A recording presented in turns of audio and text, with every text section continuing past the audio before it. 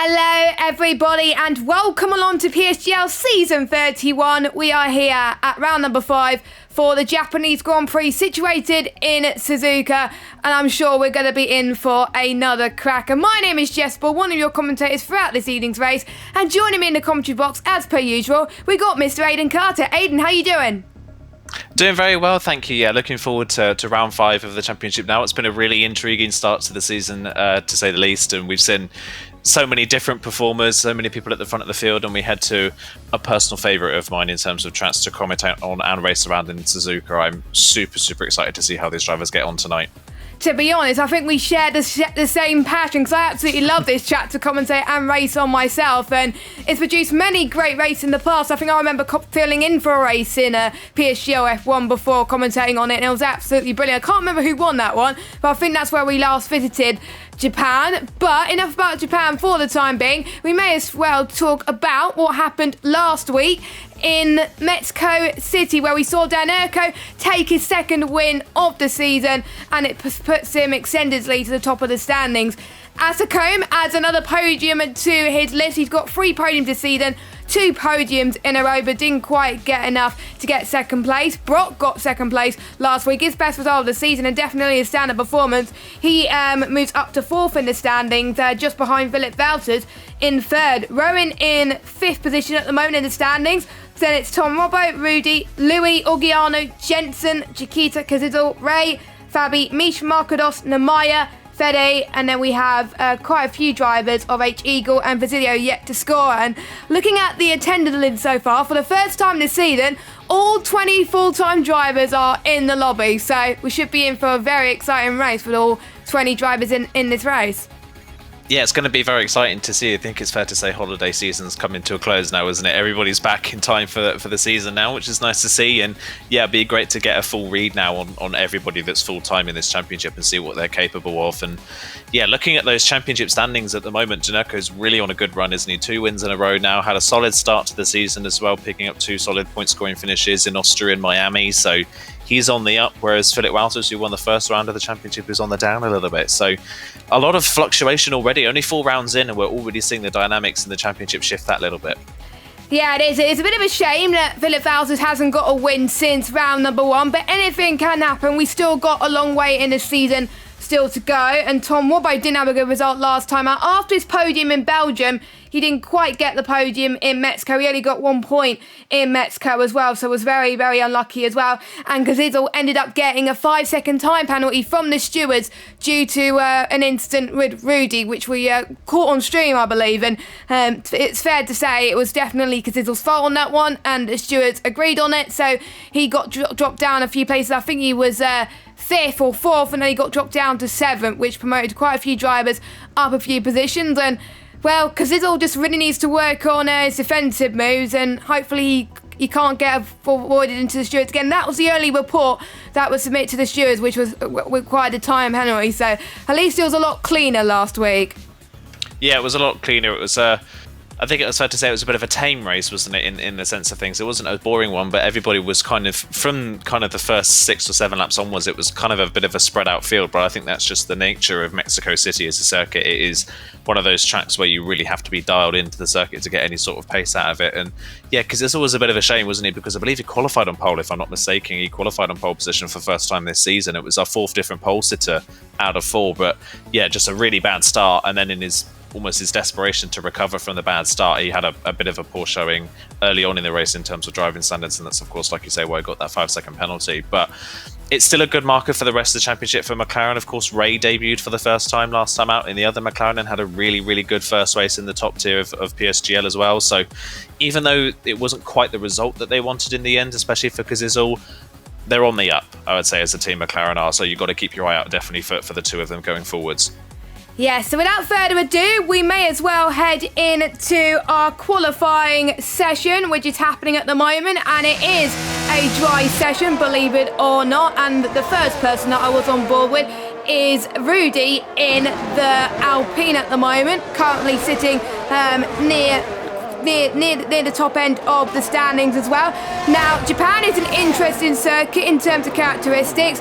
You may say it has quite a few difficult overtaking opportunities, but I think a lot of people tend to make a lot of risks heading into this track, especially towards Spoon Curve. We see people go for a move there, and also the infamous 130R. And there's been 5 occasions around this very track where there was a tire decider as well. One I remember, of course, was Damon Hill back in '96. We saw Jack Villeneuve bin it, I believe it was turn number 1 near the S section, and that costed him the title, and Damon Hill won that as well. Obviously not a tire decider here today, but definitely a memorable track for many reasons, sometimes for the wrong reasons as well, where we saw the likes of Senna and Prost famously imploding each other, which was quite interesting. Hopefully we won't see many of that occasion at the moment. Most people on their outlaps now, actually. Hopefully we won't get the same issues as what we saw in F2, where it rained towards the end and not many people were able to get laps in. But at the moment, looking pretty dry so far, so hopefully this is no excuse for people to get their laps in.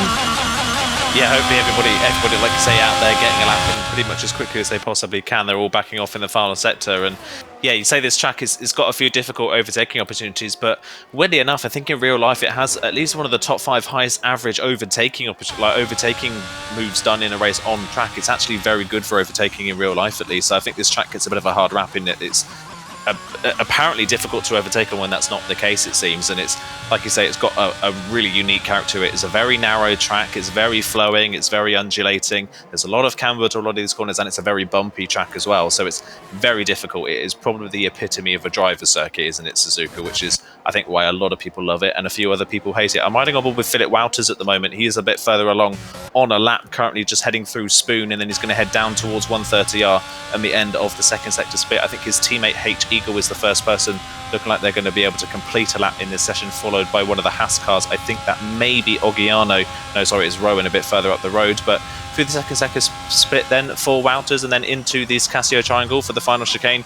H Eagle were 28.7 then for the first time, but Rowan beats that by 0.3 of a second. Philip Wouters out of the final corner and crosses the line and goes in between the two of them on a 28.5. Yes, indeed. Not a bad lap from him, but Rowan actually hit that with a 128.4. We'll see if anyone else can improve. We've got one of the quality merchants of this season, Brot, who just came up to the line in P7. Markados, who's back, who's had a up and down season, many a down season for him, really, in terms of results. Was in F3 last season and did a very good evaluation race, but hasn't really stepped up to the plate this season. And if he really wants to improve a bit more, he really needs to get some more point finishes and get involved in less crashes as well. So we've got Namaya up to the line in P2, which is a solid lap time from him as well. We scored some, I believe, some points last week as well, so he's looking to improve on his performance as well. Asacombe, don't forget, who's on a run of form in terms of podiums, yet to find that elusive win this season. Can today be the day? And just like normal tradition, he's on provisional pole earlier on in the session with a 128.385. He usually doesn't get it at the end of the session, but he usually tops it for at least some point during the session. All he's got to do is hold it for pretty much most of the session, and when it counts, at the end of the session. Yeah, when it counts at the end of the session, like you say, he's not been able to do that so far this season, as the championship leader Denarco goes onto the front row alongside him on a 28.4. And yeah, it's bizarre to think that Asacombe's had 3 podiums in 4 races, but not really been close to that first win of the season, despite the pace that he has shown as well. And I'm not sure if I'm mistaken, but I don't think Asacombe actually has a pole yet this season, despite probably out of most of the drivers in this field spending the most time in a pole position in qualifying, because he spends probably the first 12 minutes of the session on pole and then gets pipped at the very end by somebody else. So yeah, it's a bit bizarre to say for Asacombe. He's had, in terms of pace-wise, has been so strong at the start of the season, but just hasn't quite been able to get that final 1% to get that first win of the season. But he is definitely a solid front runner to keep a lookout for the rest of the season. Nikita on a lap at the moment as well, back after missing the previous round. Had a solid race, a solid run the round before did Nikita, of course, in Belgium. It wasn't too bad of a race for Nikita. Only points finish of the season, got 8 points in that race. That's the only time the Williams driver has scored as he crosses the line, goes P8. So splits the 2 Alpines at the moment. And after a bit of a rough start to the season, I think Nikita's now just starting to find his form on this game. Yeah, it does take a while, I think, for most of the drivers to find their form, because it is a brand new handling model. It's a new era of cars as well, and even with all drivers, it does take a while, even with the experienced drivers, even with the F1 esports drivers as well. So we may see people that may struggle to start with, but towards the end of the season, or maybe even the middle of the season, like Chiquita, may find their feet a little bit and maybe challenge towards the front of the field again. I think I've seen that in other leagues as well that I've either competed in or commentated in. People seem to be more successful at the end of the game cycle rather than the beginning, but sometimes that's just either their preference or it takes longer to get used to. As we've got more people on their outlaps, we've got Kazizzle, Tom and Rowan on outlaps at the moment. Kazizzle and Tom are the only two drivers, both from Team Jazoo, yet to set a competitive lap time. Misha's has set an unrepresentative lap time at the moment. A 1:31.1 is not quite good enough to get them near the front, but everyone else is just so close within a second of each other. We could see people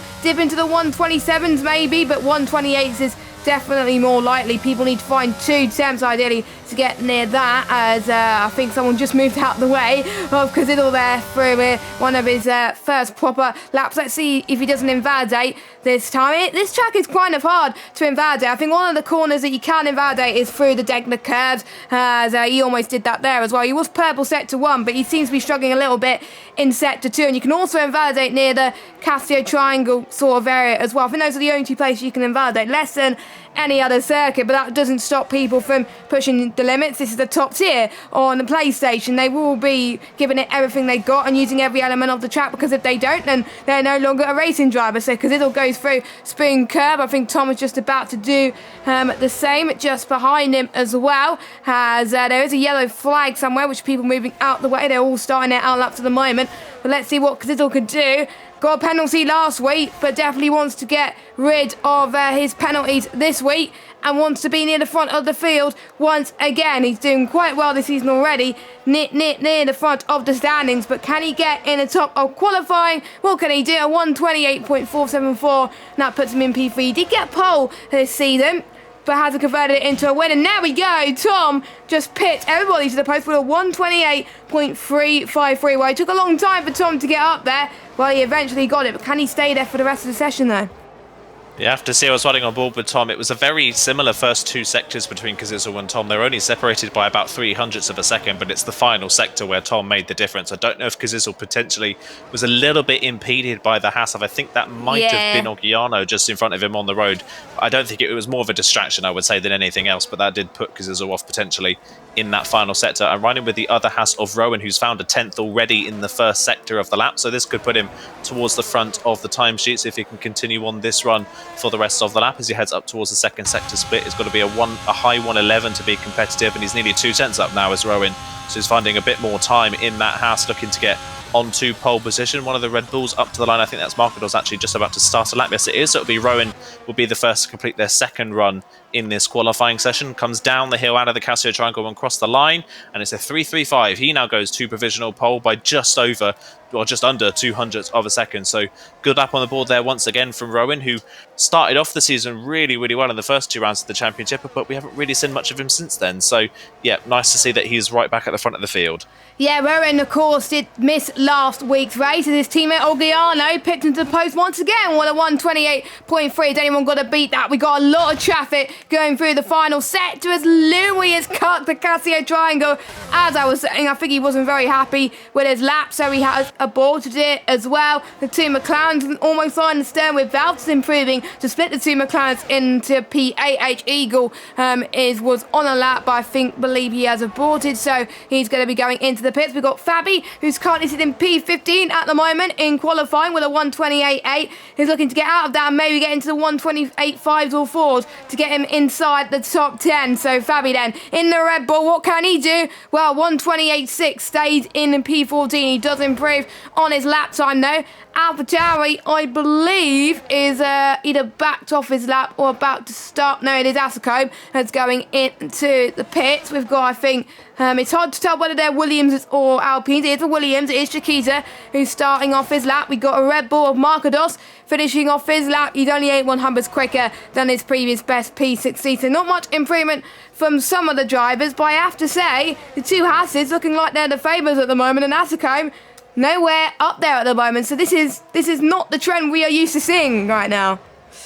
No, it isn't. No, Asacom on the board with him in that lap. Bit of a mistake in the middle part of the lap, unfortunately, and just wasn't able to find anything in the final part to improve. So dives into the pit lane and abandons that lap time then. Just seeing who else is on a lap. Dinerco's already backed off their second run, I believe, by the looks of things. Yet his ERS is off. So Dinerco's backed off their second run. Nemaya is going again on the same set of tyres, so has clearly made a mistake on their first run. I think it's the two Williams actually on the track that are the ones making the most improvement at the moment on their laps. Fusilio is half a second up, which would put him towards the bottom end of the top 10, which is much better than we have seen from Fusilio so far this season. Fusilio still no points on the board. It's only him and H Eagle left to score points for the full-time drivers in this championship. Fede goes 16th. Fusilio crosses the line, goes 12th. That's a bit more like it for Fusilio, a bit closer to the front. Lost a little bit of time in the final sector, but much more competitive than we have seen from him in previous races. His teammate Yakita is 3.5 tenths up by the end of the second sector, so Yakita here could be challenging potentially for the front of the grid if he can nail this final sector. Cops over the curb quite nicely at the Casio triangle,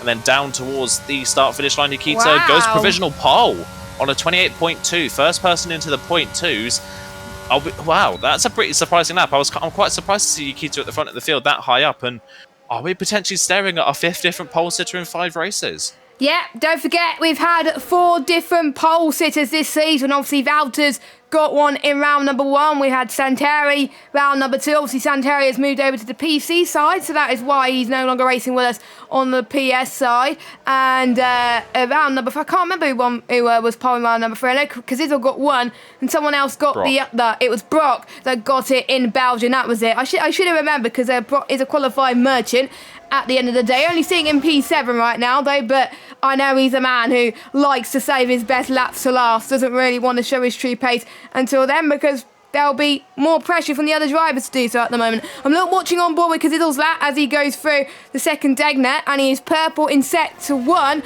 which hopefully remains true at the moment. He's looking quite more comfortable compared to his previous runs. He's got to find 2 gems to get into pole position, but it is easier said than done. There is little margin for error. We saw it in PCF1 on Wednesday evening. The gaps were so close between first and near the back of the grid, so I'm expecting it to be the same here as well, because some of these guys could be competing in the Challenger Series in F1 Esports very soon, in next year, the start of 2023, as Kazizl heading towards 130R, the most powerful straight on this circuit, and can we see Brave overtaking moves? We'll have to wait and see. So Kazizl, what can he do in the quarter-final set? Not as comfortable as Chiquita there, as he's aboard his run. He's running out of fuel, so he's going to go in. I'm not surprised, because there's not that long to go until the end of the session. Rudido is going to go again. What lap time can he do? That slots him into P5, a more respectable time from the Alpine driver, but I believe that will be his last lap. Louis is about to start, well, he's just started his run, and he invalidated his last run, so I think that will be it for him. But apart from that, everyone else may have one more chance to get a lap in, and Asacom, he's in the middle of one. Yeah, he's running out of sequence of everybody else, so he's either going to have to complete this lap or dive into the pit lane and go again at the end. But he is a 10th up at the moment, but that's still, at the moment, not enough to take provisional pole in this session. He's going to have to find a little bit more in this final sector. His first sector time was quite comfortably, actually, the fastest we've seen so far. It was a flat, but he's dropped it on the curb, coming out the Casio triangle, and has spun the car. He's going to have to get that car turned around and make sure he doesn't disqualify himself from the session. He's spun conveniently for him right in the entrance of the pit lane, so he can come straight back into the pit lane, go into a set of soft tyres, and maybe get out just in time for a final run. But we're seeing it yet again, aren't we? Asacom starts off a session very well, but just can't complete the session with a good time. And he was on provisional pole the best part of 10 minutes ago. He's now down into 6th position, and he's under threat from a lot of people behind who we know can improve on their times. The likes of Kazizl, Dinerco, and Brock spring to mind as well. So Asacom has got to nail this final run if he stands any chance of starting at the front of the field, as everybody now is on an out lap, I believe. I think it's just Rudy and Louis coming back into the pit lane on in laps at the moment. I think Rudy and Louis' sessions may be over and done with, though. I don't think they're going to have enough time to get out for a final run. Chiquita has just come out of the pit lane to start his out lap as well. He's a bit too close for comfort out there, but don't forget, out laps are a lot longer than normal laps as well. So unless he goes fully at it for most of this lap, then actually he will have time. Scrap that, as obviously the timing can be a bit delayed to what we see as a spectator to what they see as drivers. So 2 minutes left to go at the clock, calm before the storm.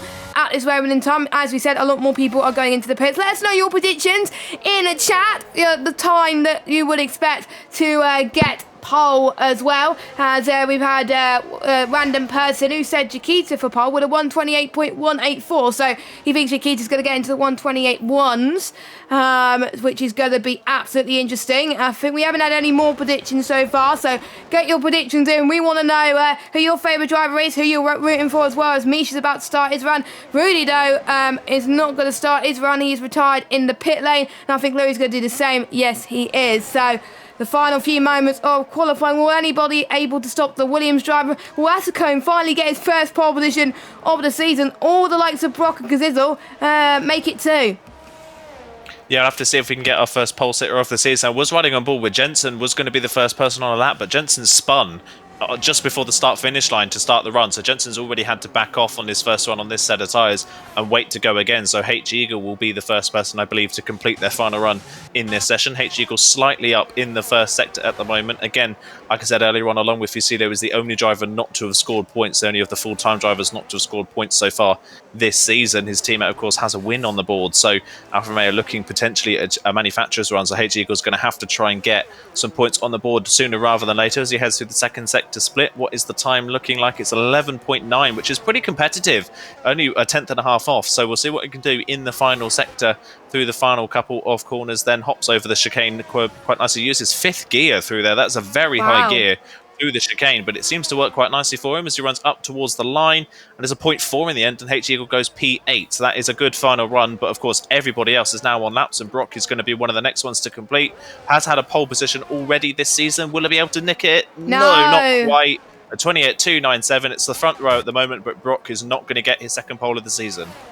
No, we'll see if Kazizel could do exactly the same thing, but it's Rowan that gets a 128.254. We got an Alfa Romeo about to cross the line. It's not H Eagle, it was Valves, as he can only manage 12th position. There's yellow flags everywhere. We got Tom who's up to the line with a 128.2. We'll see if Facecam could do any better. I think Facecam is a few 100s up, so he's not improving. Ogiano then goes fast. As many more people go quick. I believe Markados will be the next driver to cross the line. I did see someone spin into the gravel trap somewhere. Not quite sure who that is. Markados improves to 13th position. I think Chiquita's on a lap actually at the moment. He's going through the Casio triangle. He's 10 seconds down and he's going into the pit, so he's not going to get pole position. So whoever predicted Chiquita for pole position, not going to be enough. Denurko, our current championship leader, could only manage 5th position, so he's got a lot of work to do to get pole. As Kazizel is 128.1, the first man into the 128.1s right now. The only man that can beat them is Facecam. He's a few 100s up on his previous best, but not quite enough. But we did see Chiquita earlier on improve massively in the final sector, so it's still possible for Facecam to get his first pole position of the season. Will it be Facecam or will Kazizel make it a second pole position for him? We'll have to wait and see. No, Facecam only a 128.3, which puts him in P8. And then we have the other Williams, could not improve, and he only improves to P17. So we have the first man in this tier to get a second pole position, and it is Kazizel there. So well done to Kazizel. I believe he got it last week in Mexico, so it's his second pole position in a row there. Would he convert it to a win this time? Yeah, that's going to be the question now, isn't it? He didn't get the best of runs at the start of Mexico, but yeah, first repeat pole sitter of the season, 2 in a row as well. It's kind of spoiled our fun, unfortunately. It does.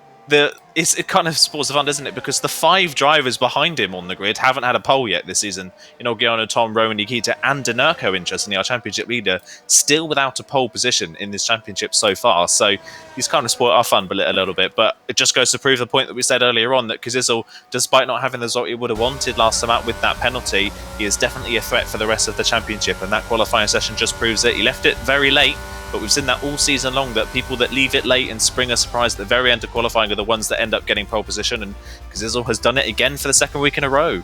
And Japan is a good track to get pole position in because it's hard to overtake, and the only place you can overtake is towards the end of the last sector, but you never know, things can improve for some of the drivers. We got Kazizel from Ogiano, from Tom in third, Rowan in 4th, Chiquita in 5th, Denerko in 6th, Brolt in 7th, Asako mate, and we have Rudy, H. Eager round up your top 10. Ray didn't have a good qualifying session in 11th, but still 2 tenths slower than P1, which is still quite impressive. Jensen in 12th, we have Marcados, Valters, Namaya, Fabi, Basilio, Fede, Louis, they're separated by 6 tenths per second. Then we have Mish, who did not race their representative lap time in 20th. But before we head to the race, let's have a quick word from our title sponsor, GT Omega.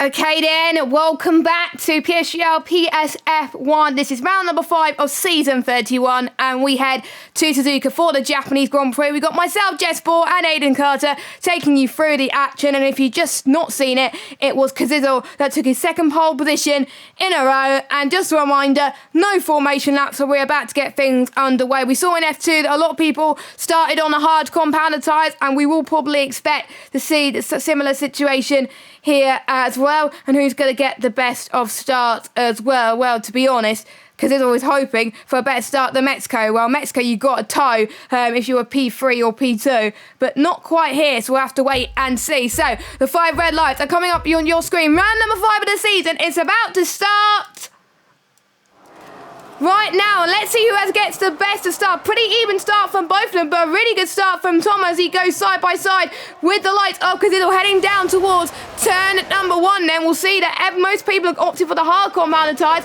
We got Denerko already side by side with Chiquita heading towards the S's section. No major troubles thus far. We got Namaya on the mediums, who's made his way past Philip Valters. We got Ray up to 12th past Marcados. We got a yellow flag somewhere. That is Louis that's had a bit of a spin, unfortunately. He's down into last place, so he must have got tangled somewhere, and so is Brock as well. Brock's had a huge coming together, and he's spun in the gravel trap, and he's down into 19th as well, so not the way he wanted to start his Japanese Grand Prix. Ascomb's dropped down a few positions as well to 9th place, not what he had wanted, but pretty much the top 5 and 6 pretty much stayed as they are. That's Cone trying to go side by side as they make a bit of contact with H. Eagle there in the background. Looks like Jensen could take advantage of that as they head past the hairpin now as well. Very much easy to go side by side with these generation of cars. More yellow flags happening in the background. That's Fusilio has had a bit of an off as well. And there's another spinner there. It's H. Eagle once again. So a lot of people struggling on the opening laps, it seems,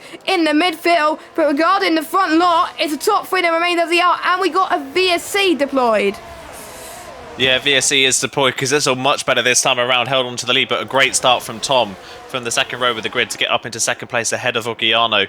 That was a really, really good start for the Mercedes man, but unfortunately for his teammate Brock, down to the back of the field. I don't think he's got any damage by the looks of things, and Misha's now spun under the VSC at 130R of all places, so that is another spinner at the start of this race. A lot of drivers struggling with cold tyre temperatures around this track. Fusilio has no front wing at all, so he'll be having to come into the pit lane at the end of this lap. And as per usual, Namaya, the king of the alternate strategy, is one of the only ones that has gone for something different. He's on the medium tyre. He is up quite a few places at the start of this race, but he's now probably going to get stuck in a train of hard runners now. Like you said, it is so difficult to overtake around here that Namaya needed to gain more places than that to make this strategy work. So yeah, Kazizel holds on for the time being, but behind everybody else really, really struggling to keep it on the road.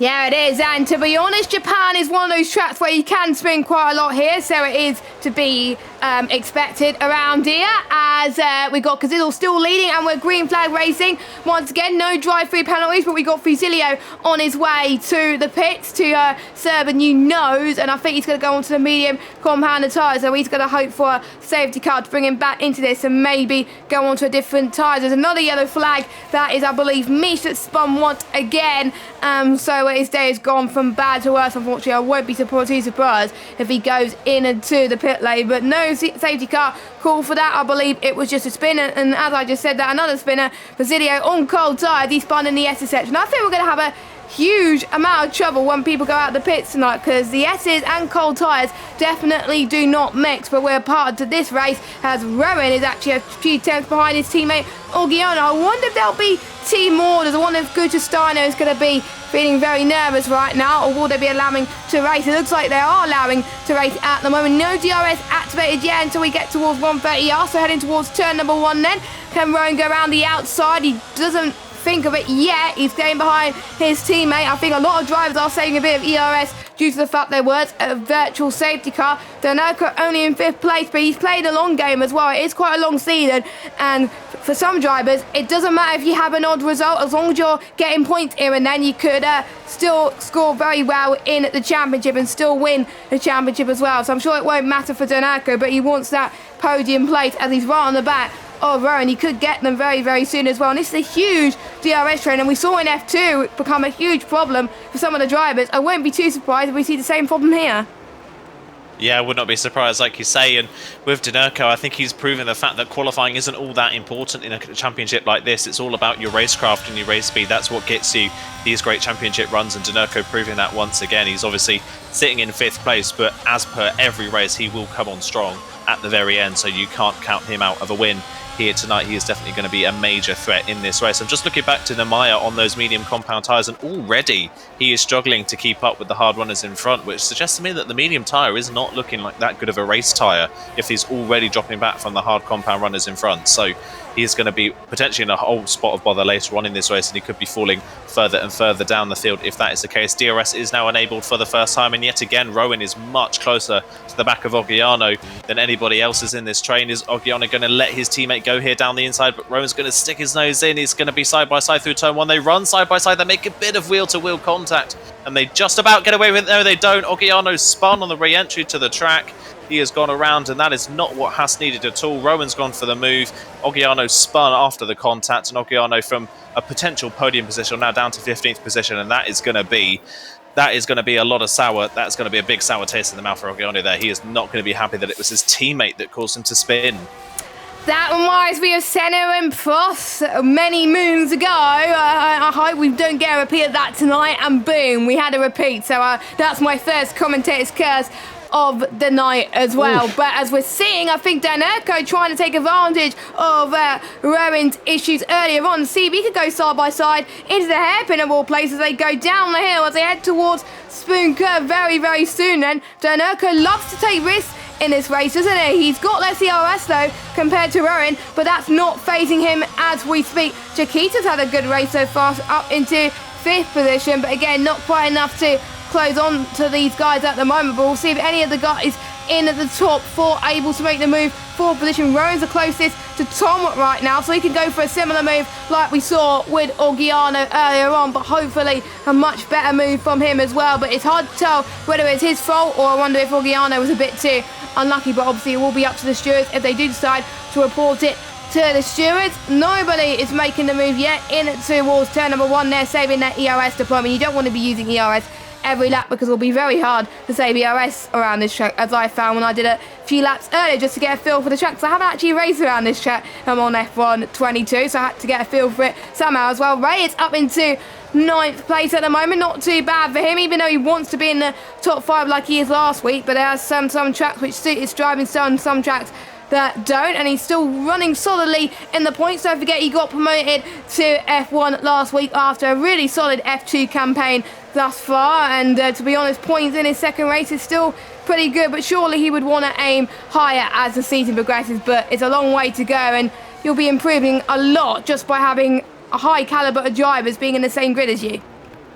Yeah, exactly, and it's kind of the same thing as what we were talking about with Danerko earlier on in terms of a championship battle. The best way that Ray is going to learn is just getting through these races and getting to the end of them and making sure that he is keeping it on the road and clean. That is the best way to learn in a championship like this one, especially when you're stepping up mid-season. So, yeah, Ray is doing the right thing at the moment. He's already proved himself worthy of being in this championship with such a strong performance in his debut in Mexico last time out. So we've got another yellow flag. That is Fusilio that has spun yet again in that S section, so he is having a really rough time of it at the moment. At the back of the field, Brock is just starting his recovery back through the field after his spin and is going to pass H-Eagle on the run into 130. Oh, that's a lovely move for the Mercedes driver, but H-Eagle's going to try and force the issue again into the Casio triangle.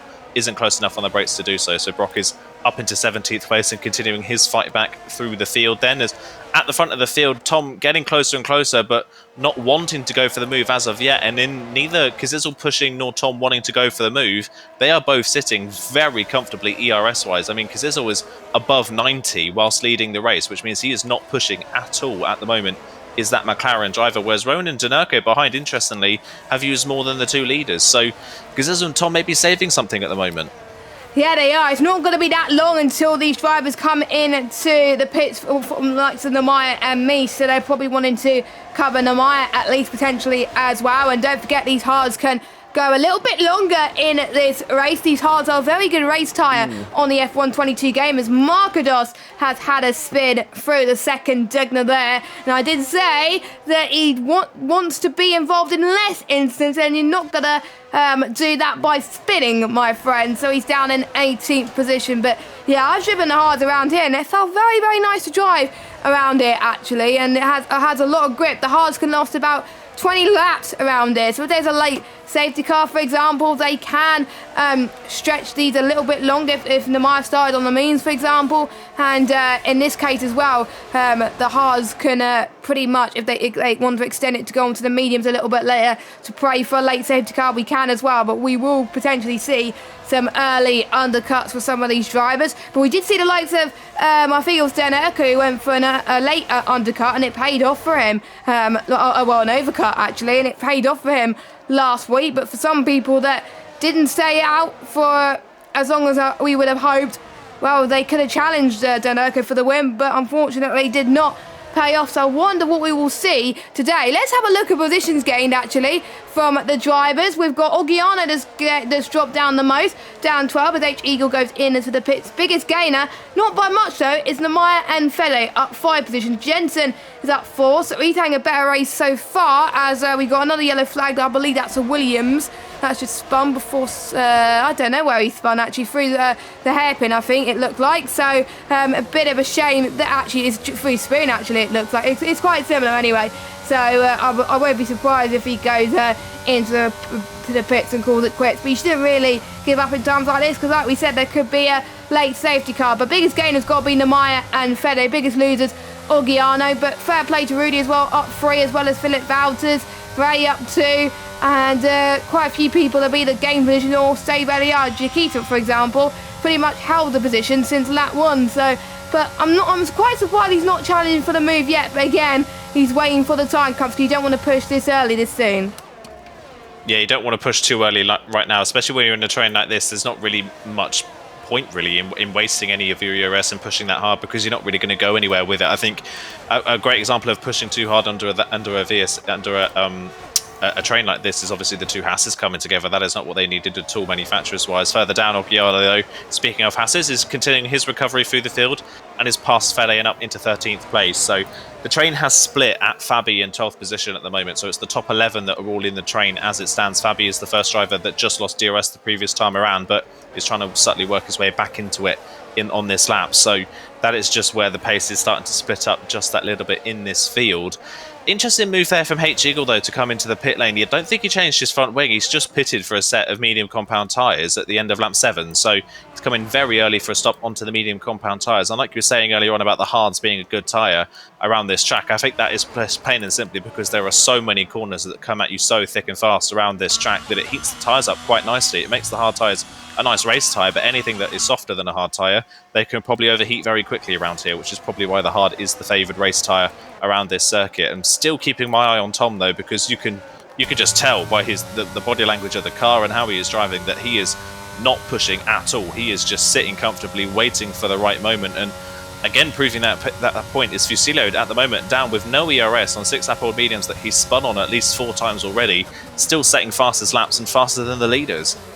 That is interesting as well. He definitely wants a little bit of glory. Fair play to him for keeping going. And saying that, as we just talked about him, he spun again in towards turn number 1, and he's going to get lapped soon by the leaders, which is not a happy sight, to say the least. But to be honest, we will see what happens, as I think the yellow flag is for him again. So, and Tom will be forced just to back off their battle just a little bit as well, as both of these drivers are taking the curve very nicely, as Facecam needs to move out the way of these guys. Luckily, the ghosting system is on, so no matter what happens, if you do get lapped, then ideally you have to move out the way, but it won't interfere with the drivers too much. It can distract the drivers, as I found out when I was lapping someone the other day on Friday at a track. I think it was Austria, I believe, as well, which kind of confused me a little bit there as well, which is why the yellow flag is still there, unfortunately, at the moment, as Rowan's still in 3rd position at the moment, Danerko in 4th, Chiquita 5th, Rudy in 6th, Azakome in 7th,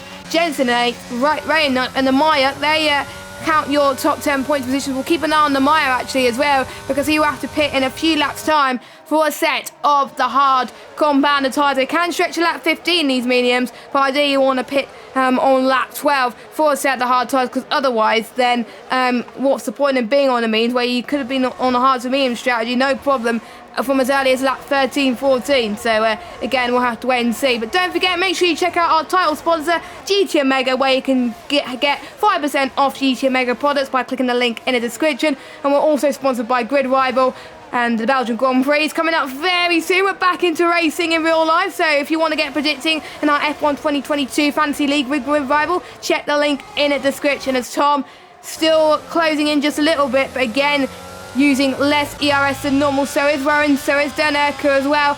It looks like they're taking it a little bit cautious. They want to get to the end of this race, and they don't want to get involved in too many skirmishes at this moment in time as well. Same with Chiquita. I'm seeing if anyone else is low on ERS. I think one of the only ones who's low on ERS is Jensen, trying to chase down Azakome as well. So I wonder if he's pushing just a little bit too much, and that's allowing Azakome to close in a little bit. Another yellow flag there for Williams once again, but I think that, no, that's Facecam that's out of the race, so he's retired in the pit lane. Not too surprised there. Yeah, not too surprised it's the lap down. I think the race for him was pretty much over from that point onwards. And yeah, I think Jensen is the one that is really starting to struggle now on the hard compound tyres in this train. He's using up a lot of ERS just to try and keep up with Azakome in front of him, and he's kind of dropping back just that little bit. He's teetering on the edge of losing DRS and is under pressure now from Ray and the other McLaren, and Namaya as well. These medium compound tyres are just starting to fade away now for the Aston Martin, so he's dropping off the back, and that is going to hold up Philip Walters and Fabi as well. We've got that yellow flag all the way across the track pretty much for Fusilo's car coming out of the pit lane. Jensen is now derating on the run down towards 130R, so he's going to have to make sure he doesn't make a mistake into the braking zone of the Casio Triangle. He will keep DRS this time around, but Ray with so much more ERS could be that much faster in a straight line. He could just breeze past despite the DRS advantage that Jensen has in defending. We'll see on board with the McLaren as he runs down towards turn number 1. You can see Jensen derating. I think Ray's sniffed an opportunity here to get up a position in this field. He's going to go down the inside, and there's nothing really Jensen can do about this one. He's got no ERS to defend with, and even in a DRS train, Ray so much faster in a straight line because of that derating for the Alpine. Jensen down to 9th and Ray up into 8th.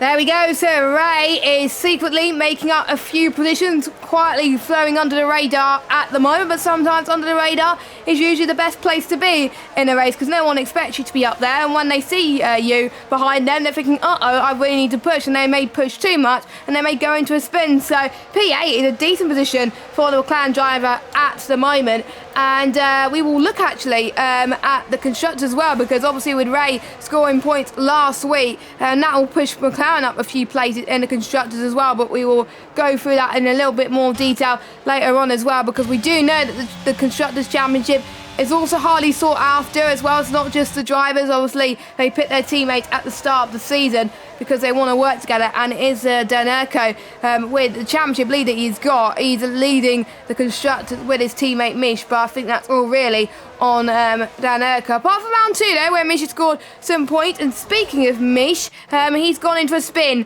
to Dunlop there, so not quite his afternoon, no damage though, so he's able to keep going. Mercedes are currently sitting in P2 in the championship, and we got Tom in P2 on the road, as we got Fabian Olgiano having a little bit of a ding-dong bounce. Olgiano's gone into a spin once again. Unfortunately, you have to go to the pits. He almost got lost there going through the Casio Triangle, which is a bit of a shame. I was surprised he didn't cause a safety car, but he's going to go in. Not quite the timing he wants to go in, but he could potentially go on to the medium commander tyres. No, he doesn't. He also retires from the pit lane, so that makes 2 retirements so far. No major instance for retirement, just retiring from the pit lane, but It's important that you do not give up. Namaya, on the other hand, goes into the pit lane for his one and only stop. He started on the mediums, don't forget, and he's now onto the hard tyres, which should get to the end. Fabi, interestingly, he's pitting now for a set of the medium compounded tyres. Now, the mediums only last 15 laps, and I'm trying to see and do my maths if they can get to the end. I think they could just about, but he'll pray for a late safety car to do the trick as well, as another yellow flag in set to 1. So I think there's some probably the issues with, oh yeah, it's Ogiano's car that had a bit of an issue there as well, which may put a few people off from going on to the move. So not going to be that long, Aiden, before people make their first pit stops, and the Maya has just triggered the first one, and I believe everyone that started on the mediums have pitted.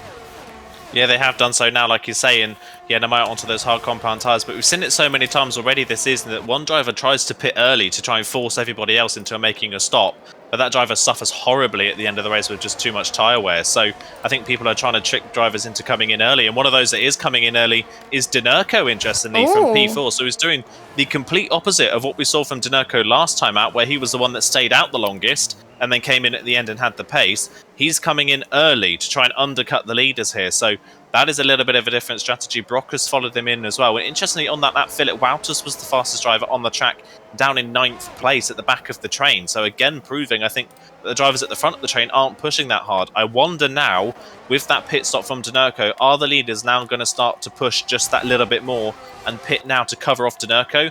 Or are they going to do what Dinerco did to them last week and go long and see if they have the better tyres at the end of the race? I wonder if they learnt their lessons from last week, potentially. I've watched a bit of the race last week and saw what Dinerco does, because they got ERS to use in between now and the pit stop, so they really can be using it now just to try and get the best in-lap they can. And Cazzizzle's got the advantage of the cleaner air, so he could be the one that could get ahead of Dinerco potentially as well. But you don't really want to be in a fight too much, because that is when Dinerco could take the advantage. So Dinerco at the moment has got some clear air in front of him, 4.8 seconds between himself and Markados as well. And to be honest, he didn't want to come out ahead of traffic, but that's good news that he's not. So we'll see if any of the likes of Cazzizzle and Tom will go in as well. Luckily, all the top 4 all in different teams, so they can come in at the same time. Obviously, we got the Haas and the Williams of Ogiano and Vasilio out of the race anyway. The top 4 staying out, so is Rudy, so is Asacombe, Ray as well, Jensen, Valters, Fede, and we'll see what Markados could do, but majority of people staying out, so we may see the opposite to what we saw last week. But will it pay off as Valters gets the move in towards T1 past Jensen there? Nicely does it from him. Carly Sig in P8. Only one driver to receive a time penalty at this moment in time, and that is Mish down in 18th position. Everyone else has kept it penalty free, but I wonder if we see people on 2-1 is for now as Fabi sets fast lap. Now it is Louis that sets fast lap. Don't forget Louis started near the back of the grid, leads up into P14 and still running in a decent position, but again he would have probably wanted better things from this race. We'll keep an eye on the top 2 sector times as well to see if it compares to the likes of Dinerco on his in-lap as well. As you can see, Cazzizzle is using a lot more ERS than he was in the last lap. So is Tom, so is Rowan, and Chiquita is using even more. So they are definitely pushing, like he's saying. Yeah, they're starting to push a little bit more now, trying to up the pace a little bit on these hard compound tyres to try and limit the undercut effect that Dinerco is going to have on them. But Dinerco is absolutely flying in the first sector. That is a rapid first sector, nearly a second up on his best in the first part of the lap already. So Dinerco flying on those medium compound tyres. And like we said last time out, if you're going to go for this strategy, if these leaders are going to stay out, they've got to stay out for a few laps longer. They can't pit now. Only a 2 laps difference between the tyres isn't going to be enough. But as I say that, Cazzizzle from the lead is in. So Cazzizzle from the lead at the end of lap 14 comes into the pit lane. I don't think that's enough of a tyre difference to make the difference with Dinerco at this point in the race. So he could be setting himself up to just be sat behind the Ferrari driver for the rest of this race. That's going to be potentially a bit that could really affect his race, unfortunately. So we'll wait and see where Dinerco is in relation to these leaders as he comes down the pit straight at 31 flat, comfortably the fastest lap of the race. Crosses through comes down towards turn 1, and there you go. He is ahead of Cazzizzle out of the pit lane before Cazzizzle's even warmed their tyres up. So Dinerco's now got about a lap to just try and build a gap to our net race leader. Dinerco with that undercut is now in the net race lead. Has he got the tyres though to hold on to the end of this race? And how long will those that have stayed out on the hard compound tyres now go for? Will they go a little bit longer in this race just for that extra tyre advantage?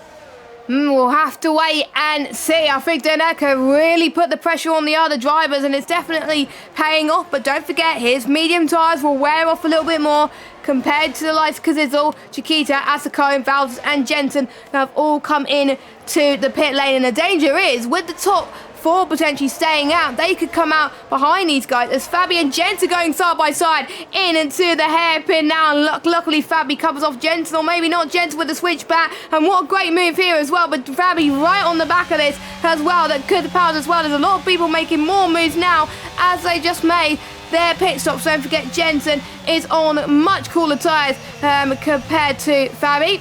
So Fabi was expected to go for the move actually, but just like you were saying earlier, the tyres tend to warm up a lot quicker in Japan, as we've got everybody on the top 5 that is coming in. Marcos, I think, will come in soon as well. So we'll see where Daneco is. I think he's going to be comfortably ahead as well, but it's not helping him that he's got Marcos right in front of him, which may help the likes of Tom a little bit here. We'll see as Marcos lets Daneco through, heading towards T1. So, I think Daneco is comfortably ahead. Daneco is comfortably ahead, so is Kazizel then. So, both Kazizel and Daneco with the undercuts has helped them. But with the likes of Tom, who was a net P2, well, he's only a net P3 right now as well, which is a bit of a shame. But we'll see if his tyres come alive towards the end. It is not over for Tom, as we got a yellow flag. That is an AlphaTauri. That is Fedder has had a bit of a spin in the S's there, so his race has not gone good as well, is it? But it just shows that it is the undercut that works here rather than the overcut, and Daneco leads his race because it all gets past Marcos for P2.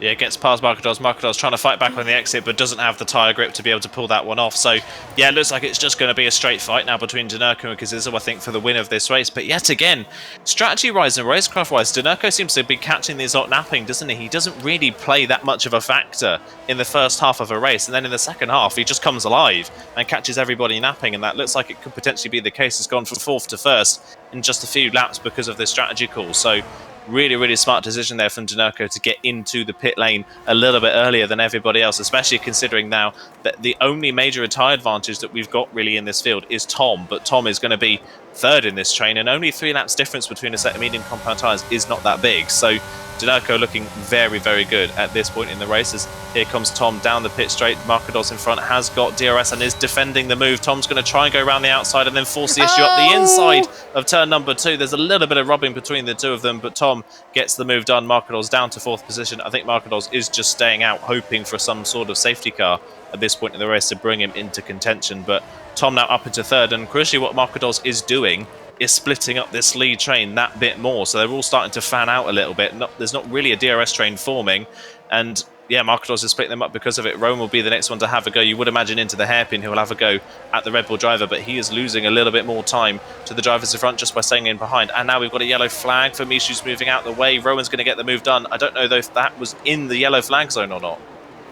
I don't know. So I wonder if it could be an illegal overtake, but again, we'll have to wait and see at this moment in time. But the yellow flag was by the hairpin. It was by the hairpin, and that was where Rowan was trying to get the move. And that, there we go. 5-second time penalty for ignoring yellow flag. So he did get an illegal overtake there. So much easier to do. You can lose concentration, not know that there's a yellow flag, and you're thinking, right, I could get the overtake done, but then forget that there's a yellow flag in store. So Rowan, well, he's definitely not going to get that removed because the yellow flag was clearly there. It was clearly visible. It was clearly visible on our screen as well.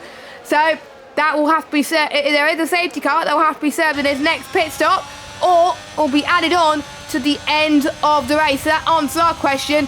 Did he get a penalty for that? Yes, he did. Meanwhile, Chiquita's looking like he's going to get past Marcos now into 5th position.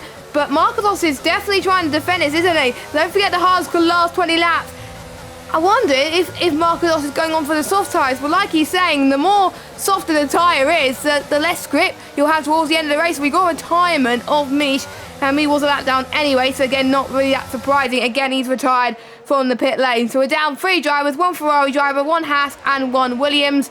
So 70 drivers still have a realistic shot to win the race. H. Eagle and Fred not as much as the other drivers, but you never know. There could be a late safety car, and that's what Marcos is definitely hoping right now.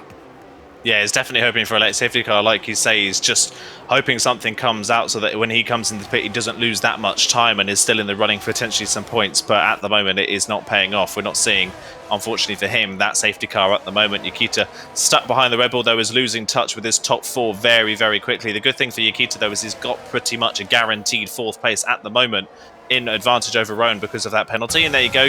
Nikita's not going to wait for the DRS. He's going to go for the move into 130R, gets the move done, and is through up into 5th position. And Rudy's going to try and make it 2 places lost in 2 corners for the Red Bull driver down the inside of the Casio triangle. TF Rudy down the inside is going to go around the outside of the second part. Markados has no grip to fight it, and now he's basically moving out of the way of Asacombe. Ray's not going to be too far behind as well. Those hard tyres are completely finished on that Red Bull car, so he's going to have to hope for a safety car in the next lap or so. Otherwise, he's potentially running at risk of crashing that car because he is all over the road at the moment on those hard compound tyres. Battle for the lead, though. Kazizel has caught up Danurko very quickly. The gap is now down to about 0.3 of a second. Unfortunately, though, Kazizel, in not going for the move straight away, is allowing Danurko to rebuild that ERS battery that he didn't have. Danurko was derating a few laps ago. He's now managed to build up some sort of defence against Kazizel now. So I wonder whether Kazizel needed to get the move done straight away so that Danurko didn't have that opportunity. Yes, and to be honest, you don't really want to be really in a fight for too long, because there could be a situation where Danurko could just get out of the DRS, and that could be race win and race victory over. So I wonder if the guys behind are fighting for best DRS at this point. And I think the guys behind are getting a little bit frustrated that they just can't get past Kazizel at this point, because they know they could challenge for P1 of this race. And we know Tom is a quick driver on this game, but just hasn't shown his consistency. Same with Rowan, of course, as well. Don't forget, Rowan missed last week's race, but he is back ready to roll as Kazizel has caught up a little bit to Danurko in the final sector. So I wonder if he set up his gear to more of the final set and more of the straight line speed then. So right on board with Kazizel now. Is he going to take advantage here? If I was him, I would use overtake. And guess what? He's definitely going to use overtake right now. He's got DRS as well. Is he going to move to the right-hand side? No, Danurko covers him off there ever so slightly there as we head towards the S section as well. And there's less dirty air on these cars now, so you can get as close as you want to around the S's without going into too much of a spin there. As Tom not closing up, unfortunately, but Rowan doing ever so well to keep up with these guys. But yet again, he's going to drop down to, I think, at least 7th position or even 8th position due to that penalty, unfortunately. But he's still going to give it a good go, just have a little bit of a fight. Hopefully there's no more yellow flags to plague him a little bit there. I've just seen another battle as Valters has got past Markados now, up to 9th, and he's now going to chase down Ray for 8th position. So we've got 1 Ferrari, 1 McLaren, 1 Mercedes, 1 Haas, 1 Williams, 1 Alpine, 1 AlphaTauri. So we got 2 McLaren in the top 8. Then we got an Alfa Romeo and a Red Bull. So I think the only team not in the top 10 is an Aston Martin. So they're not doing as well in 30th and 50th. Obviously, the medium to hard strategy did not go quite as well for the Meyer, didn't it? He's down in 15th place and not going to score any points thus far. Yeah, that strategy's not worked, and every time the Meyer's gone for that alternate strategy, it's not worked this season at all. I'm just on board with Asacombe, who's right on the back of Rudy here for a run into the Casio triangle, but Rudy not really leaving enough space there for Asacombe to have a look around the outside, and Asacombe has to kind of half drift on the grass to avoid a major collision there and gets away with it. So Asacombe still in 7th position at the moment. Another one of those races where a poor qualifying for Asacombe by ways of his pace has put him out of position. He's had to try and fight back through the field, but at a track like at Suzuka, it's so difficult to fight your way through these trains, and Asacombe is just stuck at the moment in 7th place. You can definitely tell he's faster than some of the drivers in front, but can't do anything about it because of the nature of this circuit. So Asacombe a little bit out of position at the moment in 7th place. And again, Asacombe is the closest driver at the moment to Danurko in the championship. Danurko leads, Asacombe in 7th is only going to further extend Danurko's championship lead in this early phase. And Danurko is, at the moment, really establishing himself as the championship favourite right now, with what could potentially be 3 wins on the bounce if he can hold on to this. And this will be the first time since round 2 that Asacombe is not on the podium. So, yeah, this could be definitely a big turning point in this championship. Tom, though, you can tell in 3rd, really wants Kazizel to get a move on, because Tom is all over the back of that McLaren and just cannot find a way through at the moment. Don't forget, they are Shazoo teammates, of course, but they are in different constructors as well, so they've got their own battle. So I wonder if the 2 Shazoo teammates are in a party together, maybe thinking of strategy. What can I do, says Tom, to try and close in on Danerka potentially. But don't forget, because it all has a place in this championship too. Tom has got a lot to live up to as well, with a few mistakes this season. He seems to be making more mistakes than quite a few drivers as well. Been involved in quite a few last few lap spins. Most of the races he was set on to either win or get a podium. But I think the only time he got that podium was in Belgium, where he got a P3 and he also got the fastest lap. He hasn't got a podium since then. He did score 1 point, which was in round number 4. He didn't score any points in Miami, and he scored only 3 points in Austria, the opening round of the season. But Tom is just minding his own business right now, and to be fair, I think he's pushing the most, because out of all the people in the top 3, he's got the one with the least ERS. His H-Eagle is out of this race, and is another retiree from the pit lane. So I'm guessing he had a bad race that he wanted to call it quits, which is a bit of a shame. So that's another Ferrari-powered car out of proceedings, which is unfortunate. And yeah, he did pit on a soft, which was a pure indication as to he was going to give up there, unfortunately. But yeah, it looks like this could be a close battle for the end of this race. If it was any track like Belgium, Brazil, for example, Monza, where we're going to next week, if they're that close enough, they could go for the move, but it's just so hard to overtake. They can't go for the move yet, but we'll see what any of these drivers can do. All it takes is for one driver to make a mistake, and that will bring everybody else, including yourself, into contention. And if you are Danerka, you do not want to be the one making a mistake, because it's always even closer to Danerka this lap than any other lap. He's probably been saving his ERS deployment for right now. So let's see what he could do then. Danerka is responding to him because he's pretty much closing the door, as it seems, heading towards turn number 1. Can Gadizzle go to the right hand side to T1? Oh, they make a bit of contact again, on my screen at least, as well, as Rudy goes side by side with Chiquita there in towards turn number 1. We also got Ascombe and Ray going, not Ascombe, yeah, Ascombe and it was Rudy actually. It was hard to tell. Oh, it was Ray. Or it might be the Williams driver actually. Oh, Ascombe and Chiquita. So many cars that have blue on them. It's just very confusing. But Ascombe was going side by side with Chiquita there. Chiquita stayed in 6th. Ascombe has also picked up a time penalty, and he's down to 7th. But he will drop down a few positions. I think he may get outside the points if he's not careful. Lap 23 of lap 27. He'll be the one who pick up this race for him. Danerka not dominating as he once was in the race last week, but as it stands, he's making sure he keeps the gap as well. But look at Rowan actually. He's going to try and go for the move. Heading towards Spoon. Past Tom now. He's got to get past Tom soon because he's got to clear that 5-second penalty. And this is one of the advantages that Rowan has got. That's not what Tom needs, unfortunately, as well. But can Tom fight back here? Heading towards 130. I wonder if Rowan was just saving it for the moment as well. And knowing that obviously Rowan could be faster than Cazidda, we got Chiquita going side by side with Ascombe once more. Again, Ascombe closes once more. Looks like it seems to be heating up towards the end of the race. I think most people have been saving ERS. Apart from Chiquita, as we had Cazidda has gone into a spin. He was running P2, and now he's down into P5. What a shame for a pole sitter. That is such a crucial mistake, just dropping it on traction through the final corner. He's managed to keep out the wall and keep going, but down to 5th now. That is such a shame for Gazizzle, who was staring potentially at first win of the season, but that's pretty much gone out the window now unless we have some carnage in his final few laps. Rudy now on for a podium with that, so Rudy's really stepped up his game in these last couple of laps, getting that move done on Nikita, and of course a few laps ago as well, having to defend from Ascombe as well. He's really put himself into contention now in that 4th position, but yeah, I'm surprised by Rowan going for the move on Tom there. Considering the 5-second penalty, I don't think passing Tom's going to make any difference. If anything, it's just going to hinder Tom more than anything else. So Rowan here clearly wanted to potentially win on track and see if he can get that penalty removed. But like you said, I don't think that is going to be the case, considering it was a very clear yellow flag. So I think he's trying his luck. He at least wants to win this race on track, see if he can get anything from it. But I don't think that is going to be the case.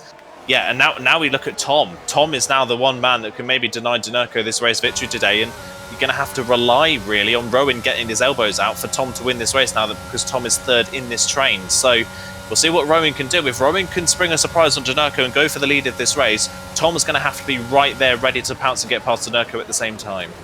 Yeah, exactly. So I wonder if Tom's going to follow Rowan in just a few moments. Tom Robbo currently sitting in P7 in the standings on 15 points.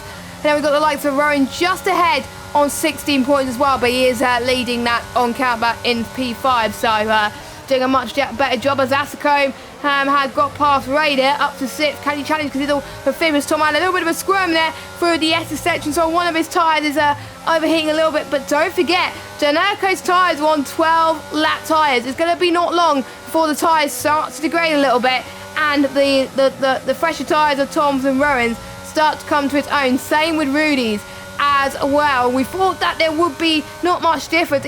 Could be going into a difference as Rowan is really starting to push potentially as well. And if Tom doesn't get the move done on Danerco, then he's probably going to be a little bit hard dumbed, unfortunately. But maybe Rudy can maybe spring a surprise as well. Maybe Ray as well. I know he's down in P7, but who says a man who doesn't win from P7? There could be a lot of people that make a mistake. There could be a pile up, and hey, Ray could go on and win this race. Meanwhile, Valters getting past Chiquita there up into P8. He's having a solid race down in P8 at the moment. Obviously, he scored 3 points last week as well, so he's going to get 3 points again this week. I think he'll probably get even higher. He'll probably get maybe 6th place or even 5th place due to the penalties from Rowan and Facecam. So Valters having a solid day in the office so far, but both Rowan and Tom using up most of their ERS to try and close in on Danerco. You can see that Danerco's tyres are not the best condition right now, and he's under huge pressure. Here comes Rowan then, penultimate lap of this race. Rowan's going to try and fend off Danerco. Danerco comes off to the right, and look at that defence from Danerco. That is absolutely incredible from the Ferrari driver, and this is why he was a championship contender last season, and this is why Danerco is leading the championship right now in PSGL PSF1, and this is why he is a force to be reckoned with on the PlayStation tier at the moment. And Rowan and Tom have got to respond. Tom has fallen back from Rowan, so on track at least it's between Danerco and Rowan for the race win. But I wonder if Tom is just fighting for P2 at the moment, because Rudy is right on the back of this as well, so bring it on. And I wonder if Danerco's not going to fight this one too much because of Rowan's penalty, but we'll see, as Rowan trying to go around the outside of Danerco into the hairpin there. Couldn't quite work. He could get the switchback coming up soon, heading towards Spoon.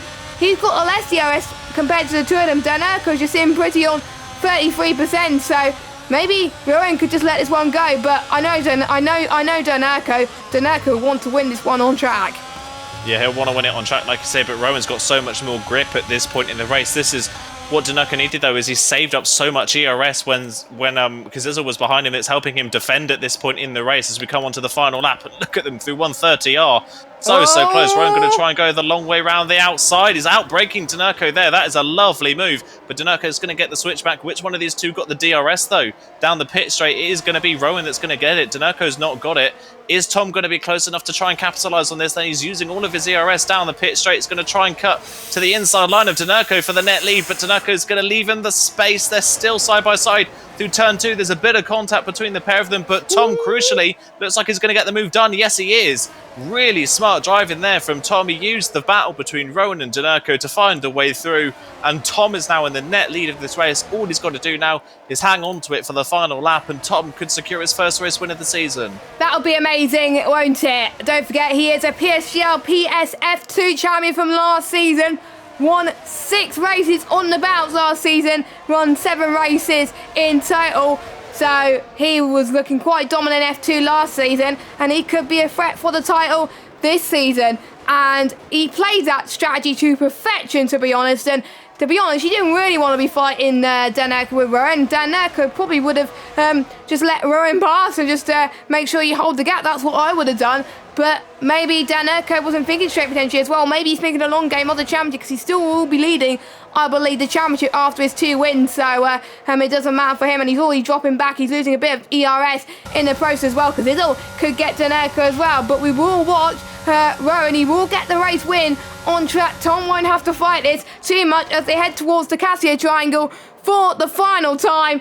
And Rowan will get the win on track. But it is Tom, your F2 champion from last season, will take his first win in the top division in PSGL PSF1.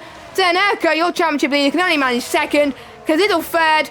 A good recovery drive, actually, after starting pole and then getting involved into a spin. Rudy in 4th. I think Cazzizzle got Rudy on the final lap. Ray, what a comeback from him, up to 5th place for another top 5 finish for Ray. He's going to be a threat in this championship. Valton sit Rowan, due to his 5-second penalty, has dropped down to 7th. Ascone can only manage 8th. The first time this season where he hasn't been near the podium positions, which is not good. Jensford gets point in 9th as well as Fabi. And I'll see if anyone's got the fastest lap outside the top 10. Doesn't look like it. Nope, it belongs to Markados down in 16th place, and he'll be the last man to cross the line. But it is Tom from Dan Urco from Kazizzle, and because of that, it was a 1.5 second gap in the end over Tom and Dan Urco there. So Tom played it safe, and it just showed that Dan Urco didn't really need to be fighting Rowan that much. He could have just let him through. Yeah, I was thinking that as well. When he was fighting Rowan so hard, it was only putting Tom closer to the back of them. So like you say, if he just let Rowan go, he could have pulled himself along, and that could have saved him the win. But either way, a second place is still a good result from Danerco there, and it's another podium to add to his collection for this season. But yeah, great result from Tom. That is exactly what Tom needed, I think, to reignite his season after what's been not the best start to the season for him. He's had the pace, but not the results, and finally he's got the result to go with it as well. And like you say, again, Ray, second race of the championship for him in this division, and again another top 5. A little bit, not really much of a showmanship of a race from him. He was very understated the whole way through that race, but still managed to pick up a top 5 finish and had a really, really good result. And that just proving that he is fully worthy of the top division of PSGL F1. That is another great drive from the McLaren driver. And yeah, lucky for Kazizzle, I think, to maintain a podium after that mistake, but he'll be gutted. I think that was his race to lose. Yeah, definitely. But for Ray's case, it's not about where you start. It's not about where you are in the middle. It is where you finish. And he finished quite nicely after starting 11th. So he's one of my contenders for Drive of the Day. Valve has performed quite well as well, starting 14th to finish 6th. So he impressed me as well. Rudy just missed out on the podium. What could have been for him? But again, an impressive performance from him. But let's go run through your results then. Your provisional results, of course, because we could see some incidents reported by the stewards. I don't think there will be many incidents by the stewards this week because it was a pretty clean race from PSGL PSF1 standards, so well done to you guys. So we got Tom, who wins his first race from Dan Urco, from Kazizzle, Rudy, Ray, Valters, Rowan, Asacombe, Jensen, and Fabi. Round up your top 10, and then we got Brock, Chiquita, Namaya, Louis, Markados, your final finishers. Fede retired on the final lap, and we got H. Eagle, Mish, Orgiano, and Basilio making your final retirements. Unfortunately, only about 5 retirements, which is great to see. 15 drivers managed to make it through into the checker flag, and it was quite a decent race. No rain to contend with for our drivers at all, and quite an intense fight for the victory there. And I think I did see a comment in the live chat saying there could be some last lap battles for the race win, and they were right, just like us. Yeah, they were definitely right, weren't they? They got it in the end. It was definitely correct that they've that was a really, really good end to the race. It was a nice way to finish off that race. Definitely, it was a really, really interesting race from start to finish. It'll be interesting to see what the stewards do say if Rowan is deciding to try and get rid of that 5-second penalty. But I think we're both in agreement, at least, that I don't think that penalty can get removed because of that yellow flag. So we'll see what comes of that one. But yeah, either way, it was still a good race from Rowan despite that. So you can't take away from him that he had a great result. He obviously won it on track. He's not going to get it with the penalty, but that is still a solid result from Rowan as well. So he can at least take some positives away from that race, even if he just still end up in 7th position after that one, after everything is said and done with. But again, even in a poor race by his own standards, Danerco still gets a podium and it further extends his championship lead. So Danerco, just at the moment, you've got to say, is just starting to run away with things. Yeah, he is. I'm sure he won't mind a P2 because, again, P2 is P2. It's just 1 point shy of the win, and with the championship just so close in terms of points, with the PSGL point system, anything can happen. So, to be honest, he won't be too disheartened. He'll probably go back even stronger in Monza next week. And for the first time in 2 or 3 weeks, ladies and gentlemen, we have interviews, which is believe it or not, something I wouldn't be expect to be saying after so long. But let's bring our race winner into the interview booth, and we've got our first time race winner in the top division, Tom. Tom, can you hear us? Oh my God! Hello. Tom, congratulations, your first win in the top division. I'm so used to speaking to you from last season. Wasn't expecting to speak to you this soon. Talk us through those final few laps. Were you expecting to get the race win on that, and what was going through your thought process there? Well, I mean, Rowan, he caught me off guard going into spoon, which was it's good from him, to be fair. Obviously, I don't know what happened with his 5 seconds, so we'll take the win for now. But yeah, them last few laps, I just knew. I know at the top of my head that Daneko and Rowan are both way more aggressive than I am, and they were both going to really do something on the last lap. So I took my opportunity and got down the inside of Daneko. But then, yeah, I couldn't get past Rowan even if he had the penalty. And yeah, I'm just, glad that I got the win provisionally. And even if the 5-second penalty gets removed from Ryan, still a podium finish in the top tier is still an incredible feat as well. After an up and down season, it turned out to be at the moment. She tends to get involved in a little bit of a spins. Tell me what has changed since then to avoid you spinning so much? Because Japan is a very hard track just to keep it on the right lines and even go without spin. What held you to not spin at all in that race and just to keep it clean? Well, to be fair, in Austria I didn't spin. I got a pen, and then in Miami I spun after I'd already got a pen, so I wasn't going to score any points anyway. Then in Mexico I got spun by one of the Aston Martins, but it wouldn't have benefited me by reporting it, so I just left it. But I mean, I've been fighting towards the podium places in every race, so I'm glad to get my second podium today, whether it be first or second. And yeah, Japan's less of like a penalty prone track. Like, you don't go off very often, so like I only got one more in the whole race instead of instead of getting a pen. But I've been working on trying to get less pens, so it's less spinning. I'd say I don't spin very often, although I literally spun in a practice race earlier today, so at least it didn't happen in the actual race. So it just shows that people need to practice. Aidan, do you have any questions for Tom? Monza this time next week for the next round of the championship. How are you feeling about Monza as a circuit? Well, Monza, I'd say, is probably one of my better tracks, but I know it's a bit dodgy with curbs and that, so it's going to be a bit crazy. But yeah, overall, I think Monza's probably one of my stronger circuits on the calendar. But, at the end of the day, it's all down to, you have to get a bit of luck to go with that. And hopefully, after getting a good result this week, my legs won't be shaking as much next week. So, You've got the good result out of the way now, so now everything from here on out is nice and smooth sailing. And speaking of moving on from here on out, for the rest of the championship, I think it's fair to say that Daneko is starting to run away with things already, championship-wise. What's your target for the rest of the season now? Do you think you can potentially get up there if Daneko has a few bad results, or is there a different aim? Obviously, it takes Daneko getting a few bad results, which is going to be a bit difficult. But I want to aim towards like the top three. I know, looking at the championship now, it's all down to consistency. Like, a lot of the quick guys aren't getting a good result every race, so I'm just going to try and do that. Daneko obviously is a bit clear, even when he's like off his own pace in quali, he'll qualify in the top 5. So it's going to be very hard to challenge him, but with a few crashes and a bit of luck my way, maybe I can. But yeah, I mean, I'll be difficult. I'll aim for like the top 3 or something. That's still a great target to aim for as well for season 31. But yeah, congratulations on your first, provisionally at least, your first win of the season. Thank you.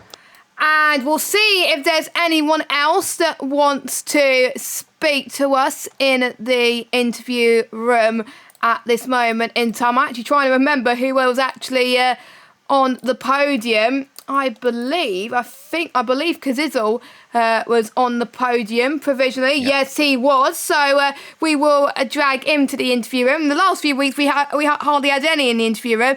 This time we've got 2. So hopefully Daneko can join us soon. But we've got another Shidoo driver in P3. Finished quite well. Got his second pole position in a row. It's Kazizel. Kazizel, can you hear us? Yes, I can. Because it's all solid job from you. Good job to hold on to the lead into turn one, but unfortunate spin late on in the race. Tell us, how does it feel to get P3? Should you have fought for the win now, or are you happy to get that podium? Well, to be honest, I'm really disappointed in myself because that mistake was just silly. I was under no stress or no pressure, and I just pushed the overtake on too early. So to be honest, I should be fighting for wins, have the pace to fight for wins, and I should demand better of myself. So until I start getting wins, I'm always going to be like, I know I can do better. But obviously there are positives. Obviously getting pole again, being able to lead in the race for half of it. Hey. In F1, I mean, I didn't finish in first, but I'll take lead for half of it. But overall, there's loads of positives from it. I just need to put it all together, and then maybe I'll actually be able to get a win. I have to say, your lap was pretty incredible, and again, the person to leave it down to the wire next, we weren't expecting it. How did you manage to get your lap together? Because I think you were one of the only drivers to get into the 1:28.1. So were you just comfortable overall? Were there any times around the lap that you could have found some more time, or do you think that was the best you could do? Well, on my first run, I got blocked, and I knew there was about 2 tenths on the last sector if I didn't get blocked. So I was pretty confident going into it. And when you come off a pole from Mexico, you have the confidence behind you. And I knew to myself, I was thinking, I can definitely get pole here. And there was definitely time on that lap, but I saw what time I was going to do going into the second sector. So I probably lost half a tenth in the last sector by just making sure I didn't invalidate or make a mistake. So, you can always nitpick, I could have done this better, that better. But, when you get pole, you just have to smart your lap at the end of the day. Yeah, exactly. Obviously, you had that spin earlier on. Tell us what was going through your mindset then. What did you have to focus on to try and get as high a result as you can, and maybe try and get that podium position just like you did today? Yeah, I mean, when I spun, I was fuming, actually. I was fuming. And then I think it took Ron in the party to be like, Kai, just get your head together, and you can still go get some good points. So I was like, you know what, let's not have a stop and let's just get on with it. And I think I was 5th on our span, and then I sent it up the inside, I think, of Rudy or something like that. Yeah. And then I was P3. So to be honest, I'm happy with myself because I kept myself together, and I made that mistake, but I got straight back on with it. And I love to see progression, because last season I wouldn't have done that. I would have had a strop. So it was really good. Yeah, I do remember that, actually. You probably got very annoyed in the chat quite a bit, but you definitely seemed to change in attitude on this game, which is great to see, and something that I will probably learn for my races as well when I compete on this game. So, Aidan, any questions for Kazizzle? I think the first one for me, looking forward for the rest of the championship, of course, you're obviously new to being a full-time driver. I haven't been a full-time driver for the full season. Neither is your teammate, but both of you have had 2 good races on the bounce now. I guess a good target for you as a team now, potentially as the constructors? Yeah, 100%. If I think the drive is a little bit too far away now, because I started the championship a bit slow. But, you always got to go for the second best thing, and that is 100% the constructors. So, I'll 100% be going for that, going for podiums and going for race wins. Yeah, definitely. It's looking like an obtainable target for the McLaren pair. And I'll ask the same question I'll ask earlier as well to Tom. Next time out, Monza. How are you feeling about Monza? How do you feel about that track? If I'm honest, it's always been a circuit I've actually been quite weak at. It's just it's like Austria for me. No matter how much practice I do, I'm always fine. I'm about a 10th off everyone. So, I obviously do the prep and make sure I'm 100% as prepared as I can be going into it. But at the end of the day, whatever happens, happens. Everyone has their strengths, everyone has their weaknesses. But I will give it my all, that's for sure. That's exactly what's important. And like Tom said as well, it's one of those tracks that can cause a bit of carnage. So there can be definitely things to capitalise on next week. But congratulations on your 3rd place finish. Thank you very much, guys. So it doesn't look like we're going to have Denerco this evening for an interview, but we've heard from Tom and we've heard from Kazizzle, which was great to see as well. But before we go for the wrap-up, Aidan, do you have any final thoughts? I think just to say again that it was a great race today, a really, really nice race. Really nice to see these drivers back racing around the Suzuka circuit as well. It is just I've reiterated it I think 1,000 times already, but it is such a favourite circuit of mine. So it is great to see these drivers go around this one. And like Tom said, Monza next time out is going to be a bit of an interesting one. It's obviously a very different track in nature to Suzuka. This one's more about straight line speed, and like I said, the curbs are very lethal there as well, and there's not much room for error there. So I think next time out at Monza could be a very interesting race. If not for maybe some close racing, it could be maybe a bit chaotic, which would be a bit of a new dynamic, I would say, for this championship, if that's the case. Yes, indeed. So make sure you join us next week. But there will be some more PSGL action this week to get your teeth in too. If you are interested, there's going to be Monza action on Wednesday with the PC top tier at Wednesday at 7 PM, and that'll be commentated by Dan Field and Jack Canaan. And then we've got the lower PC tiers from F2 to F6 with Luke Eckridge and Chris Buxton take you through the PC F2 action. Then we've got the lower PS tiers on Sundays, and then we've got myself and Aidan, as always, covering the PS top tier on Monday nights at 8 PM. But if you want some more PSGL action before then, we've got some GT7 action, which I believe is around Japan as well. We've got Tier 2, which will be commentated by Luke Eckridge, and then we've got the Tier 1 commentated by Rebo. So if you want to check those out, I believe it's on, can't remember what time, I think either 7 o'clock, I think it's 8 o'clock tomorrow. So if you want to check those out, make sure you join us on the PSGL channel for some GT7 action. But for myself and Aidan, we will leave you with our sponsors, GT Omega and Grid Rival. Have a good evening, everybody, and good night.